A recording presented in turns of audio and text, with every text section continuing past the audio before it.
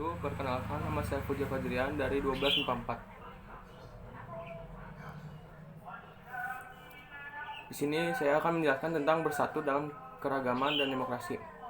Topik yang akan diulas yaitu pertama, demokrasi dan syuro dalam Islam. Kedua, ayat Al-Quran dan hadis tentang demokrasi. Ketiga, pandangan ulama mengenai demokrasi. Demokrasi dan syuro dalam Islam.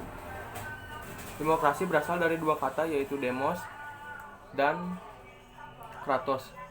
Kata demos yang berasal dari bahasa Yunani berarti rakyat. Kata kratos juga berasal dari bahasa Yunani yang berarti pemerintah. Demos dan kratos merupakan asal kata demokrasi, sehingga demokrasi diartikan sebagai pemerintah rakyat. Sebagai suatu konsep yang berkembang dalam kehidupan politik pemerintah, yang di dalamnya terdapat penolakan terhadap adanya kekuasaan yang terkonsentrasi pada satu orang.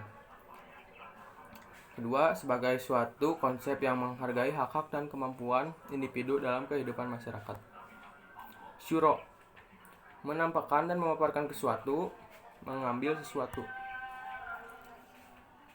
Menurut para ulama terdahulu, 1. Ar-Raghib al-Asfahani dalam kitabnya Al-Mufradat fi Gharib Al-Quran, proses pengemukakan pendapat dengan saling mengoreksi antara peserta syuro.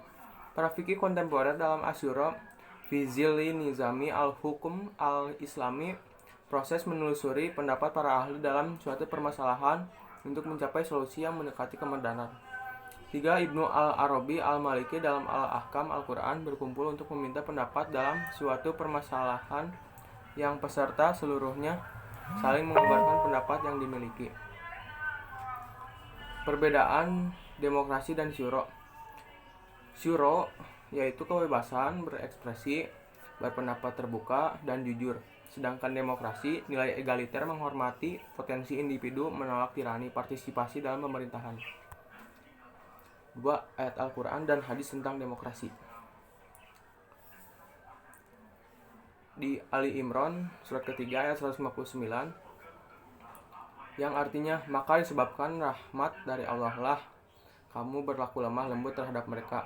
Sekiranya kamu bersikap keras lagi berhati kasar, tentulah mereka menjauhkan diri dari sekelilingmu. Karena itu maafkanlah mereka, mohonkanlah ampun bagi mereka, dan bermusyawarahlah dengan mereka dalam urusan itu. Kemudian apabila kamu telah membulatkan tekad, maka bertawakallah kepada Allah Subhanahu wa taala. Sesungguhnya Allah Subhanahu wa taala menyukai orang-orang yang bertawakal kepadanya.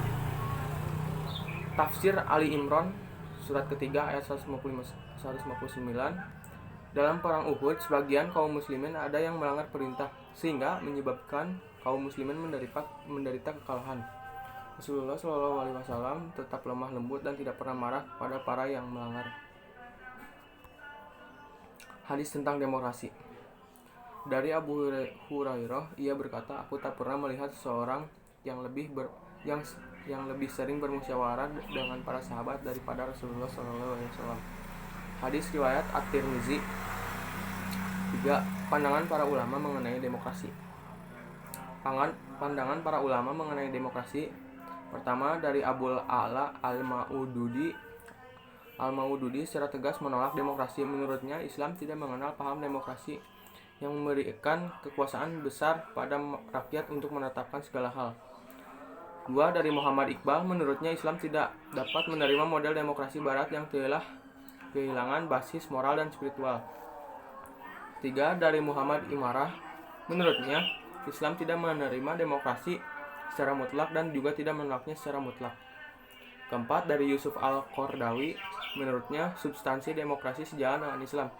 Dan yang kelima, dari Salim Ali Al-Bahasnawi, menurutnya demokrasi mengandung sisi yang baik yang tidak bertentangan dengan Islam dan membawa sisi negatif yang bertentangan dengan Islam. Terima kasih dari saya. Sekian. Wassalamualaikum warahmatullahi wabarakatuh.